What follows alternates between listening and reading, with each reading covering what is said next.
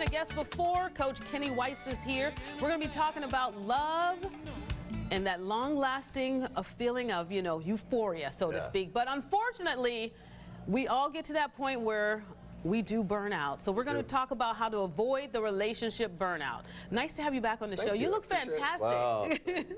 I love the pop of color. All right, now I just want everyone to know you're a certified professional life coach, a speaker, an author, and you're the founder of The Greatest Movement. So we're talking about a lot of things today that encompass the work that you do on a regular. So what are some of the #1 things that happen to couples, especially if they've been in a relationship for a long time, that they do burn out? Well, the first thing to realize, a lot of us don't know that the chemicals that brought us together, they leave within 6 months to 2 years of the relationship starting. So when that goes away, that's when the work starts. And that's where that burnout comes in. All of a sudden we walk in, we're not sharing as much. So there's 2 great tips to use. Like I tell all my clients, start off each day just saying 3 things you like about your partner. Now, if you have kids, think of the impact on your kids. If you're walking around busy in the morning, because people are like, I don't have time.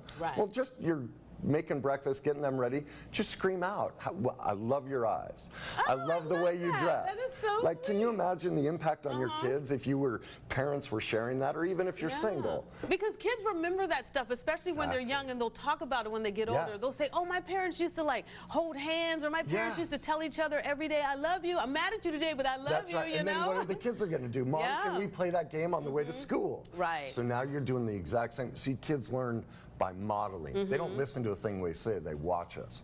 So if we do that, that's one great tip. The other thing is at night, just lay in bed and ask your partner to share, give me 3 feelings from today. What'd you have? Well, you know, today I was pretty angry. My boss didn't recognize me for some work I did. And just listen to it. There's no feedback, nothing. Just give them a safe place to share 3 feelings that they experienced that day. That's it. And that sense of being heard, that's what we love so much in the beginning of the relationship. Yes, those little things, those little nuances. Both of those take just a couple minutes, and that right there will help you keep that connection. Why is it so hard to do, though? Why do people sort of like get so wrapped up in every day that they forget to do these little things? Well, in part, none of us have been taught how to have a relationship. Our parents weren't taught either, so we're learning from people who aren't bad, we just don't have the information. That's why the whole greatness movement and everything, the next event I'm doing September 13th is all about this. Why that happens, why we get disconnected, because there are really 2 dynamics in every relationship that people just aren't aware of, and I'll discuss that and how, when you have that information, you can build that connection. And I'm sure you've heard some interesting things, but you do say it's time to take just those simple little moments, and you say that we should daily exercise sometimes together as well. Oh, you bet. Well, they always say the couples that exercise together stay together. But exercise can be, you know, some people are like, I hate the gym, I'm not going to do that. Well, exercise could be backgammon. I mean, so you mix it up. The whole point is to find an area, a small area where you guys can come together once a day. I don't care what it is, but usually what I'll have clients do is sit down and write needs and wants. What things fill their tank, and then you can take turns, you know, with giving responsibility. Okay, this week we're going to pick something off your list, and that's what we're going to do. And next week it's mine. And so you take turns initiating that exercise or that involvement in the relationship, and both take ownership of it. And you make it sound so light and easy.